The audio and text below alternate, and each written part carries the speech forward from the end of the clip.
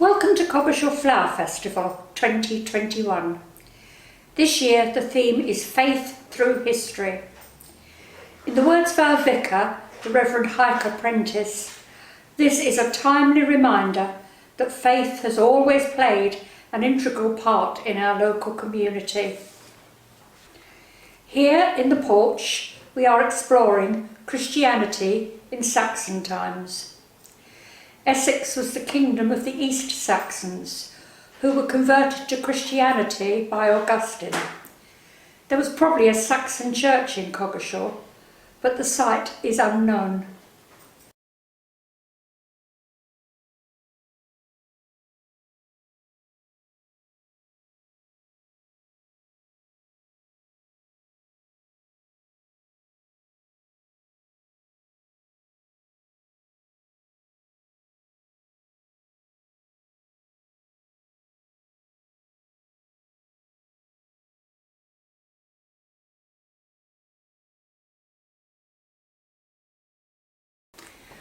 We move on to the South Isle. In 1085, the Norman King William decreed that a survey be made of the whole of England. This survey, the Domesday Book, noted a priest in Coggeshall. A Norman church was built in 1105, but only fragments remain.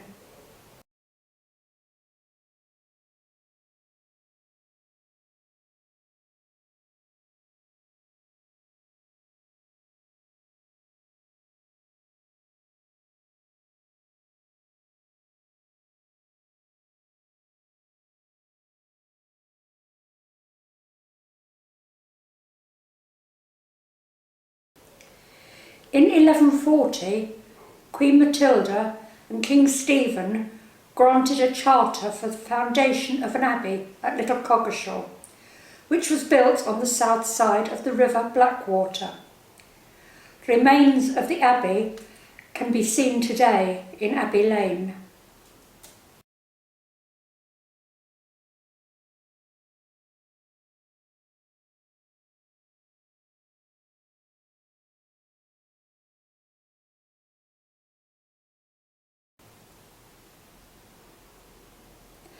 Abbey life consisted of sheep farming and fish ponds. When not engaged in prayer and contemplation, the Cistercian monks, who were dressed in black and white, worked on the land and tended their flocks. It is thanks to them that the wool trade became established in Coggeshall. The abbey was self-sufficient, and the fish ponds were a source of fresh food.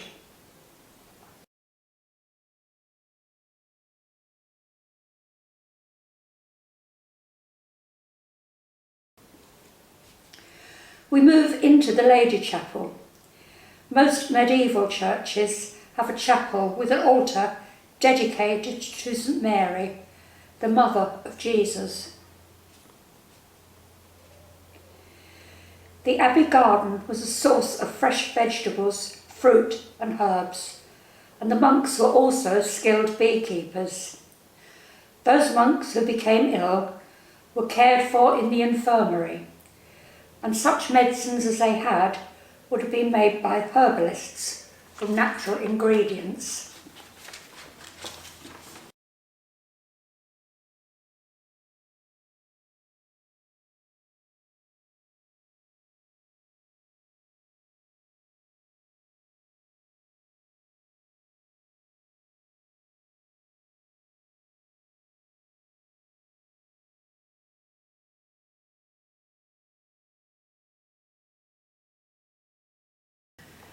A magnificent Abbey Church, St Mary's, of which, sadly, nothing remains, was dedicated in 1167 in honour of Our Lady, the Virgin Mary.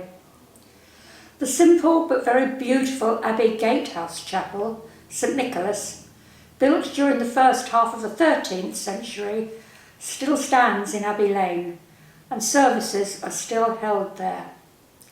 St Mary, Mother of Jesus, is traditionally depicted in blue and white. In 1250, King Henry III granted Coggeshall the right to hold a Lammas fair, which was an 8-day feast and market.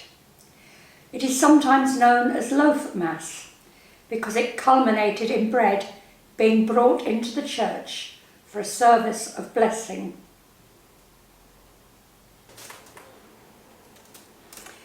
And now we pass across the high altar, which we will come back to later, to St. Catherine's Chapel.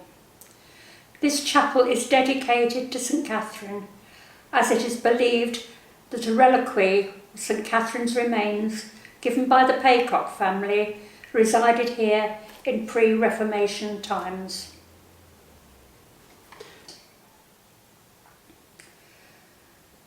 During the early 15th century, the wealthy Coggeshall wool merchants built our present glorious church, one of the magnificent so-called wool churches, which was dedicated to St. Peter ad Vincula, St. Peter in chains. The Peacocks were one of these wealthy families, and medieval brasses in their memory still survive in this chapel. Peacock's house, the exquisitely carved half-timber cloth merchant's house, now in the ownership of the National Trust, still stands in West Street.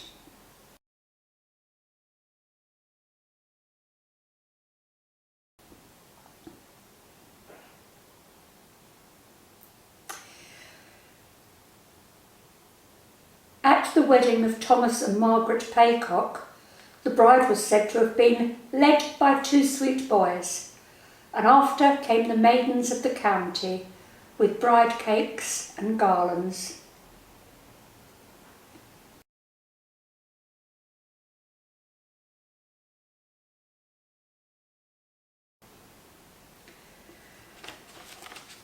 This display depicts the wool trade. In medieval Europe, purple and violet flowers were produced by dyeing wool with woad or indigo in the fleece, and then piece dyeing the woven cloth with red dyes, such as the common madder or cochineal. Madder could also produce purples when used with alum. Yellows were produced using turmeric, saffron, onion skin and marigold, and greens using indigo, weld and turmeric. Walnut shells and bark were used to produce browns. The spinner spun the wool into thread, and the weaver wove the thread on a loom into cloth. There would have been many spinners and weavers working in Coggeshall in cottages, employed by the wool merchants. Thomas Peacock died in 1518. He followed the custom of his time and left generous legacies to religious houses and churches, as well as detailed instructions for his funeral mass, which was a great occasion. Several priests were in attendance. There were 2 sermons, music, bells, and children bearing torches. Peacock family tombs lie here in St. Catherine's Chapel.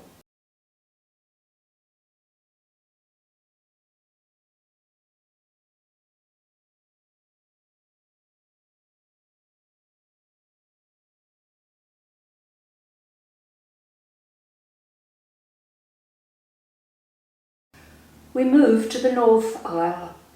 In 1538, King Henry VIII ordered the dissolution of the monasteries. The cross which stood at the foot of Grange Hill was torn down, and 400 years of the Abbey life came to an end. 50,000 acres of land were redistributed, goods were removed, and the monks scattered.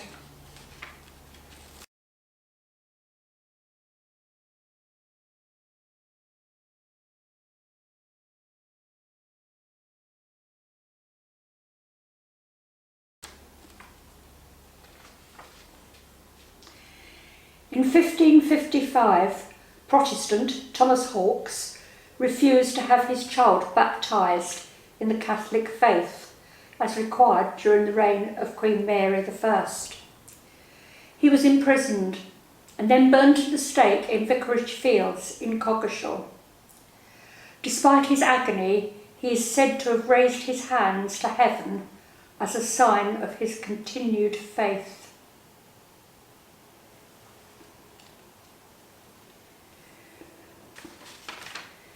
Between 1641 and 1652, England was engaged in a civil war over religious and political allegiance between the parliamentarians, Protestants, also known as the Roundheads, and the Royalists, Catholics, who supported King Charles I. Sir Thomas Honeywood, who lived at Marks Hall, was a parliamentarian. He is depicted here in 1642 before the altar of his family church of St Margaret at Marks Hall, of which only fragments now remain.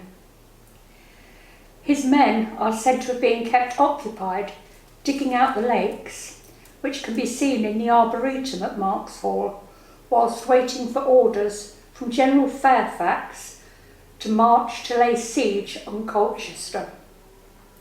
His army wore red sashes to identify themselves. James Parnell was a Quaker who was imprisoned and died in Colchester Castle in 1655, protesting his faith and asserting his right to freedom of worship.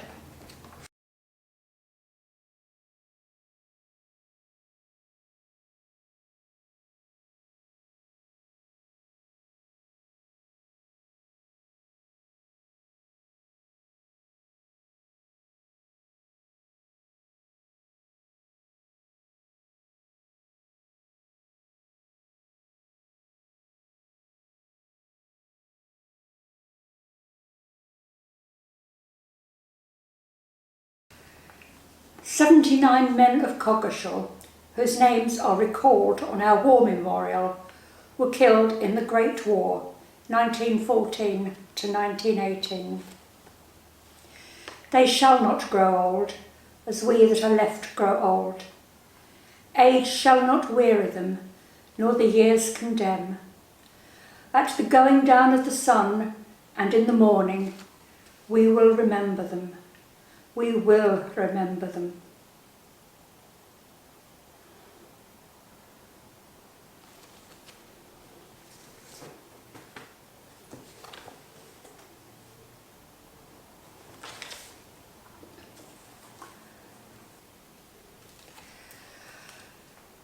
"19 Coggeshall men died in battle during World War II between 1939 and 1945. On the 16th of September 1940, our magnificent church was bombed. Part of the tower was badly damaged. The roof of the nave collapsed, dragging down the north arcading, and most of the stained glass was blown out. But to the astonishment of all, above the chaos, the cross on top of the rood screen stood undamaged, a challenge and source of hope for all who saw it.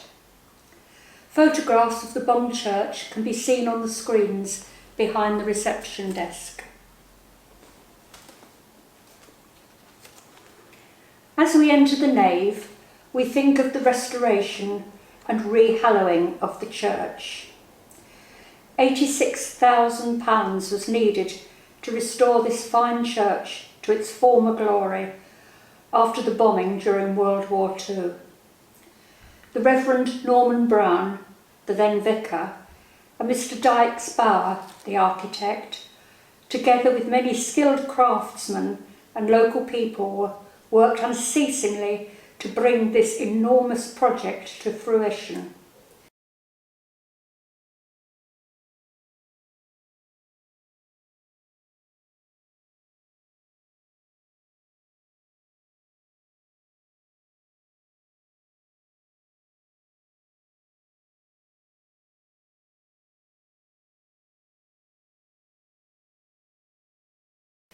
The service of re-hallowing was held in 1956.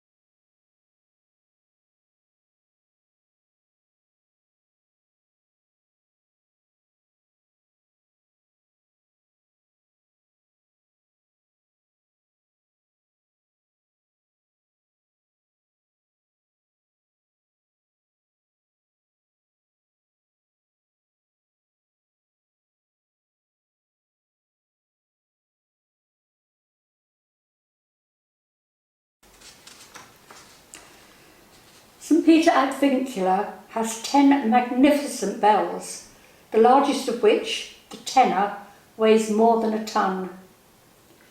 The bells are cast out of bull metal, which is a mixture of copper and tin, and the wheels and spokes are made of oak and ash. A team of expert ringers ring the bells each Sunday to welcome the congregation.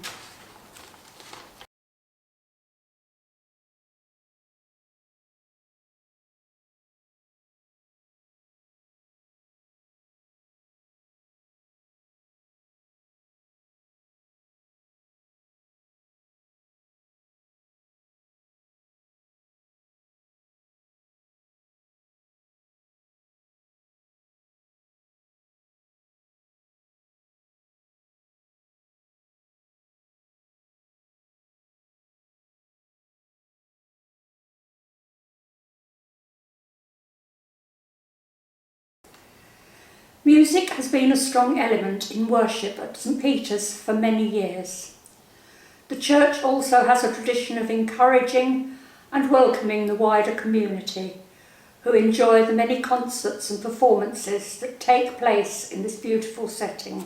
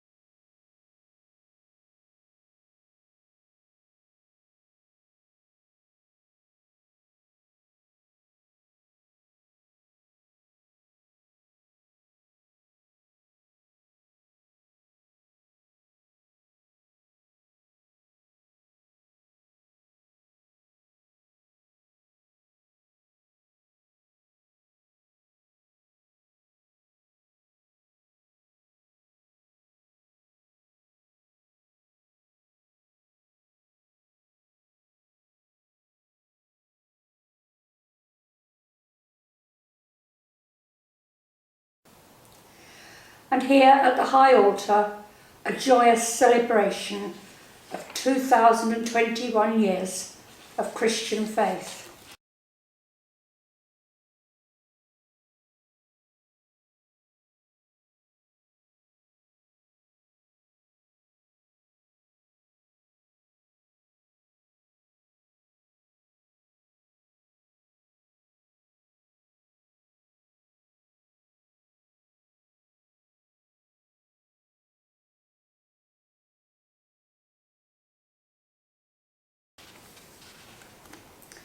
Thank you for watching our YouTube video of Coggeshall Flower Festival 2021.